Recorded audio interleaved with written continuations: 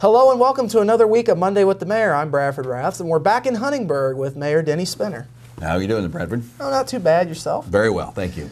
So let's talk about, you guys made an update to your fire department ordinance at the last Board of Public Works meeting. Yes, that ordinance will come before our common council at their regular meeting this Thursday, and it's a recommendation from our fire chief to kind of bring into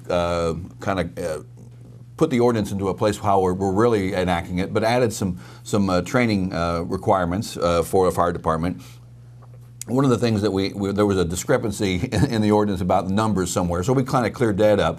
But the biggest addition is that the chief had requested that as a new member of the department comes on, there would be outlined in the ordinance specific training that they would have to do to become a qualified member of the department, and they would serve a 6-month probationary period. So those are things that have kind of been in place, but were not specifically in the procedure for that we had in our ordinance. So the training, as a new member would come on, they will have to go through the required training. Once that is completed, then they'll have a 6-month probationary period to see, just see if everything works out.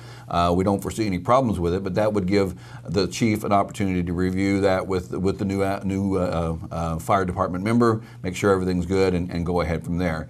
One other thing that it clearly spells out in our changes would be the who should be in town should we get called out on an assist. If there be a major fire outside our area and the Huntingburg volunteer firemen be called to assist, it sets out a procedure of exactly who should stay in town, how many people need to be in the community yet while that emergency response is going outside the community, so that there's specific numbers. There's supposed to be at least 6 firefighters to remain in town, along with either the chief, an assistant chief, or a crew chief. So that covers the community should something unforeseen happen while they're out on the other run. So it kind of lays that out. The Board of Public Works approved that procedure at our meeting last week, and that'll go to the council tonight or on Thursday night as a recommendation for their action as well.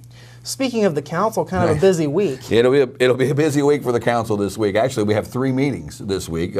On Tuesday morning, we will begin our budget process hearings, and that'll be a process by which we go over with each of the various department heads the budgets they've requested for their departments. All the council will be reviewing with all the department heads their requests.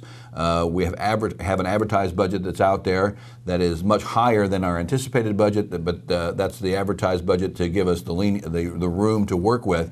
But what the council will be doing in sessions on Tuesday and on Friday morning, various department heads are scheduled to come in, present their budget, be reviewed by the council, and then that process will lead to the final budget numbers. So these will be department budgets that we're looking at, and also some talk of the salary ordinances, and we'll be looking at those. So each department will have that opportunity to prepare before the council, have their budget reviewed, and that will lead to a final figure that our clerk treasurer will advertise. So those meetings will be held on Tuesday morning and on Friday morning. And we have our regular council meeting on Thursday evening. So actually the council will meet 3 out of the 5 days this week. So it'll be a busy week, but it's just part of the process that we, that as we approach the budget, we need to take care of and have a thorough review of everything. And I'm fairly confident that things will go smoothly, but and be questions asked. And of course, those are public meetings. If anyone from the public wants to attend, those sessions are open. The 2 budget hearings will take place at 8:30 on Tuesday and on Friday in the council chambers. And also we have a date coming up for the overpass project. Yes, the railroad overpass project is proceeding. We had a July 19th deadline for a submittal of proposals to do the preliminary work for the overpass project. We had 4 firms expressed interest in doing that design and study phase of the project. Those 4 firms will be interviewed by the review team on August 15th. And the review team will be 3 members from the city of Huntingburg, myself, our planning director, Rich Hazelwood, and our city engineer, Brian Small. And also representing the county will be Commissioner Larry Vollmer and the county engineer, Jason Hiley. and we'll hear the presentations from these different firms that are interested, use the state of Indiana's scoring system to evaluate those, and hopefully have a firm selected to begin that study work in the very near future.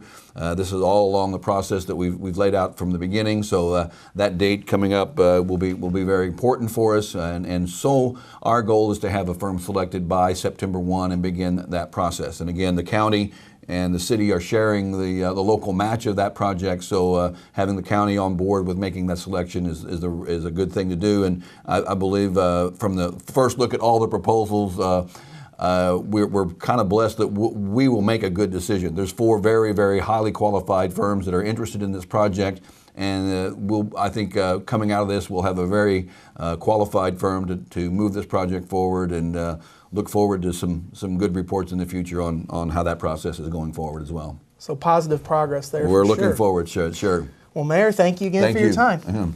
This has been Monday with the Mayor. We'll have more news right after this.